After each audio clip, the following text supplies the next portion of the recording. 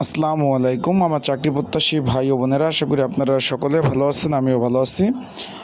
মোংলা বন্দর কর্তৃপক্ষ, যেটা নৌপরিবহন মন্ত্রণালয়ের অধীনস্থ একটা প্রতিষ্ঠান। এখানে একটা পদ আছে আপনার নিরাপত্তা প্রহরী পদ, 20তম গ্রেডের। এখানে যে নিয়োগ বিজ্ঞপ্তি প্রকাশ করেছিল 20 মে 2025 তারিখ, এখানে সকলে অবগত আছেন। এটার কিন্তু পরীক্ষা 25/7/2026 তারিখ হতে যাচ্ছে। সরকারি এখানে কিন্তু পরীক্ষা হতে যাচ্ছে, আবারও বলে দেই, 25/7/2026। এটা খুলনাতে পরীক্ষা হতে যাচ্ছে, সরকারি বরজুলাল কলেজ খুলনা। এখানে দেখতে পাচ্ছেন এটা দৌলতপুর খুলনাতে অবস্থিত। এখন যারা পরীক্ষার্থী রয়েছেন, পরীক্ষার প্রিপারেশন প্রস্তুতিমূলক একটা সাজেশন রয়েছে, সেটা কীভাবে পাবেন, কতটুকু কমন উপযোগী হবে। আর একটা বিষয় হলো, যারা ক্যান্ডিডেট পরীক্ষার্থী রয়েছেন, এখানে দূর দূরান্ত থেকে পরীক্ষা দিতে যাবেন, পরীক্ষার হলে কিভাবে যাবেন সেই ঠিকানাও বলে দেব, কোথায় আগে নামতে হবে, তারপর কিভাবে যাবেন, পরীক্ষা এমসিকিউ হবে না লিখিত হবে, বিস্তারিত বিষয়, সকল বিষয় আজকের এই ভিডিওর মাধ্যমে আপনারা জানতে পারবেন। তাহলে অবশ্যই ভিডিওটা শুরু থেকে শেষ পর্যন্ত দেখার চেষ্টা করবেন, বিস্তারিত সকল তথ্য বিষয়বলী সকল বিষয় জানতে পারবেন। তাই চলুন ভিডিওটা শুরু করে দেই। এই যে নিরাপত্তা প্রহরী, এটা 20তম গ্রেডের একটা চাকরি, হিউজ পরিমাণ আবেদন পড়ছে। এখন এখানে কিন্তু পরীক্ষাটা হবে লিখিত আকারে, আমি বলে দিচ্ছি পরীক্ষাটা হবে লিখিত আকারে। 25/7/2026 সকাল 11টায় যেটা পরীক্ষা। এখন অলরেডি তো অ্যাডমিট কার্ড আপনারা ডাউনলোড করেছেন। এখানে লিখিত পরীক্ষা হবে, লিখিত পরীক্ষার প্রিপারেশন প্রস্তুতিমূলক সাজেশন রয়েছে। যদি আপনাদের প্রয়োজন হয়ে থাকে, যারা পরীক্ষার্থী রয়েছেন, আপনাদের প্রয়োজন হয়ে থাকলে স্ক্রিনের উপর যে নাম্বার রয়েছে, ডিসক্রিপশন বক্সে যে নাম্বার রয়েছে, পিন কমেন্টে যে নাম্বার রয়েছে, এই নাম্বারে হোয়াটসঅ্যাপ নাম্বার মেসেজ করে যোগাযোগ করে আপনারা কিন্তু সাজেশনটা নিয়ে পড়তে পারবেন। যাদের প্রয়োজন আছে তারা অবশ্যই মেসেজ করবেন, যোগাযোগ করবেন। এখন এখানে যে পরীক্ষা পড়ছে দৌলতপুর সরকারি বরজুলাল আপনার কলেজ, এখানে পরীক্ষা পড়ছে। এখানে আপনারা কিভাবে যাবেন এটা আমি বলে দিচ্ছি। এখন আমি বলে দিচ্ছি, যারা রেলওয়ে যাবেন তারা অবশ্যই খুলনা রেলওয়ে স্টেশনে নামবেন অথবা দৌলতপুর রেল স্টেশনে নামবেন।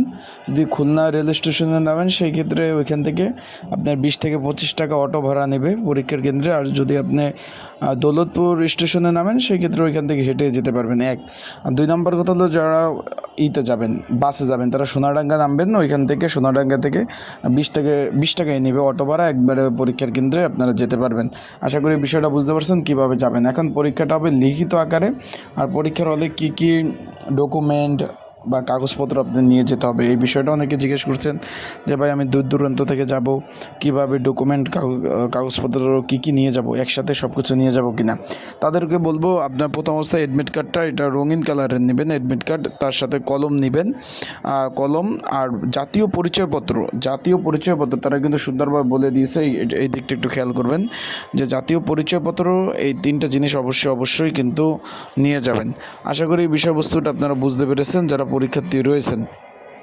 এই কলম, অ্যাডমিট কার্ড, এই প্রবেশপত্রটা, এটা রঙিন কালারের অ্যাডমিট কার্ডটা, আর জাতীয় পরিচয়পত্র, এটা নিয়ে যাবেন। আর পড়াশোনা করে যাবেন, যেহেতু খুলনাতে পরীক্ষা, বিভিন্ন জেলা থেকে পরীক্ষা দিবেন, আপ ডাউন কিন্তু একটা খরচ আছে।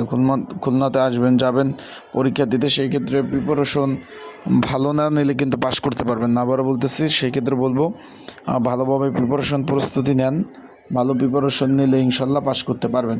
তো ভালো থাকবেন, সুস্থ থাকবেন। আর একটা বিষয় হলো, আমি যেভাবে বলছি ওইভাবে যাবেন। এছাড়া তো মোবাইল আছে, গুগলে সার্চ দিয়েও আপনারা লোকেশন ট্র্যাক করেও যেতে পারবেন পরীক্ষার কেন্দ্রে। তাই যেখান থেকে পরীক্ষা দিতে আসবেন, অবশ্যই ভালোভাবে প্রিপারেশন নিয়ে তারপর আসবেন। আর সাজেশন প্রয়োজন হলে স্ক্রিনের উপরে নাম্বার রয়েছে, ডিসক্রিপশন বক্সে নাম্বার রয়েছে, পিন কমেন্টে নাম্বার রয়েছে, এটা বাংলা লিঙ্ক হোয়াটসঅ্যাপ নাম্বার, এখানে মেসেজ করবেন, যোগাযোগ করবেন।